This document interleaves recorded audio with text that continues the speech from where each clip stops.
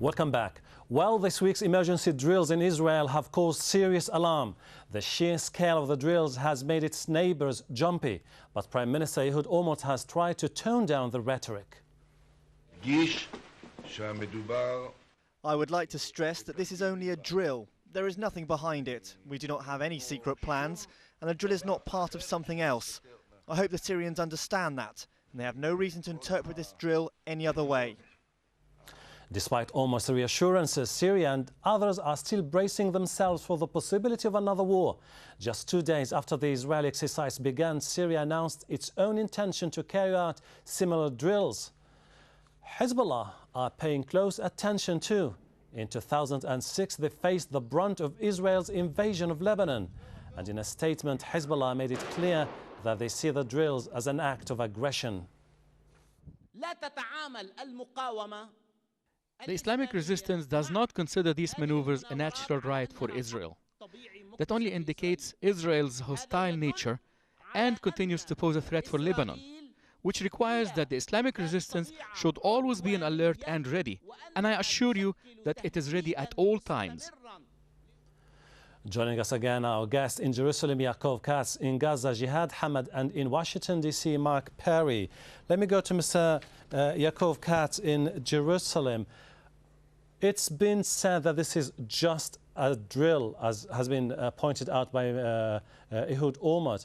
But by bringing the fact that this is also in an anticipation of air and missile attack by the Syrians, the Iranians, Hezbollah, and Hamas, don't you think this is not just a case of saber rattling, but it could be something more serious?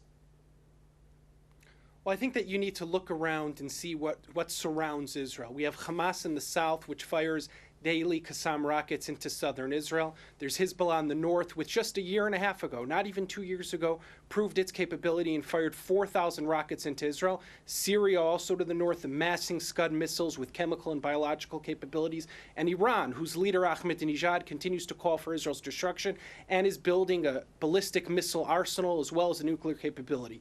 Israel needs to be prepared for the possibility that these missiles will once again strike at its territory. At the same time, it's also important to keep in mind that while Jihad was saying just previously that you should not neglect the fact that there is a political crisis that has to be solved if you want to maintain stability for everybody, not only for the Israelis. You have to take into account also the plight of the Palestinians in Gaza.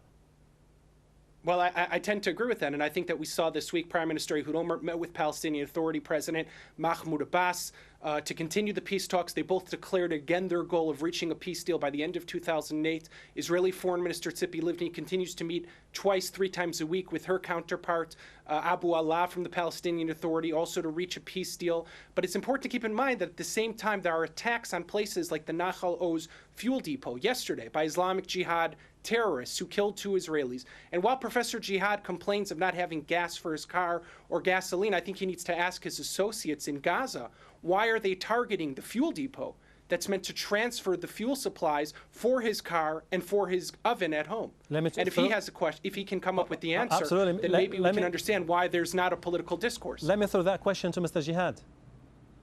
Yes. Well, in my opinion, I think, again, I will say the problem is the occupation. If the Israel came to a conclusion that we are the major problem in this region, and we have to come down and sit and say to the Palestinians, let us give them their rights. Look to the other experiences in the whole world, in Ireland, in South Africa. South African, they came to a conclusion. It was a major conflict between blacks and whites, between the African who are the original people in that land. And we are here claim, and we still claim, this is historically civilized and culturally and religiously and economically and socially and politically, this is the land of Palestinians. We came to a compromise to accept the deal of 1967. We give this to the Israelis many times. I think Israel till this moment, they don't have an intention. They don't have, inside. They didn't come to their a conclusion that let us give to the Palestinians their rights so they can have their states and we can get together and be neighbors. Look, I mean, don't give me the, you know, the whole scenario of the Qassam rockets. This is a joke. I mean, we know that this is a joke and you use it.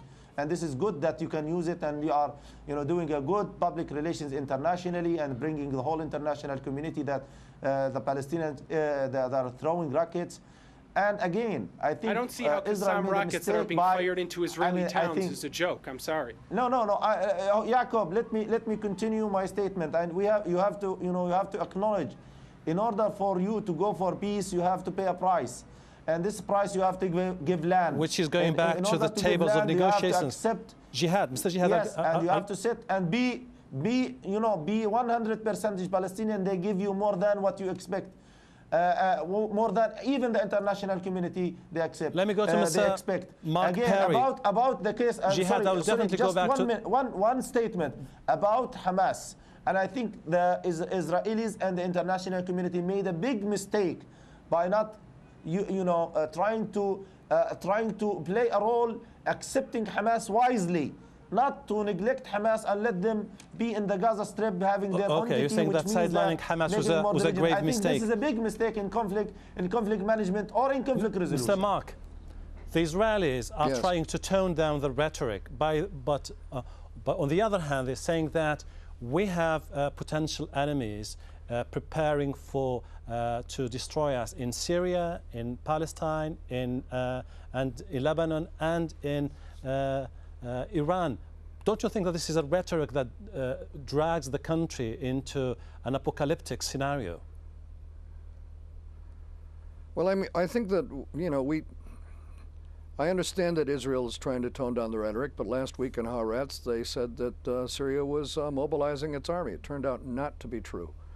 And I come back to the politics of fears. We need some maturity and we need some adult leadership in the world, and we simply don't have it. This isn't an era of Roosevelt and Churchill or even Yitzhak Rabin and Yasser Arafat. We have Abu Mazen, Ehud Olmert, and George Bush. These strike me as people who are incapable of conducting diplomacy or talks, who depend for their political popularity on mere rhetoric. It's not a surprise that we have misunderstanding on Al Jazeera and on this program with the Palestinian and Israelis shouting at each other, because we don't really have adults in charge of the diplomacy, and we need the kind of new leadership that it'll take to get this diplomacy done.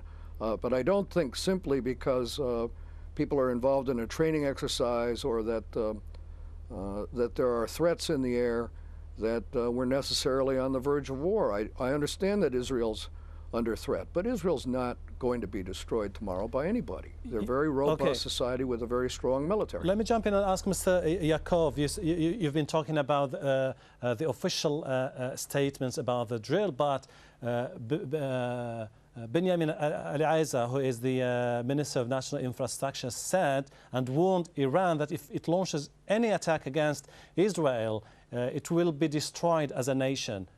Isn't this an escalation in the rhetoric?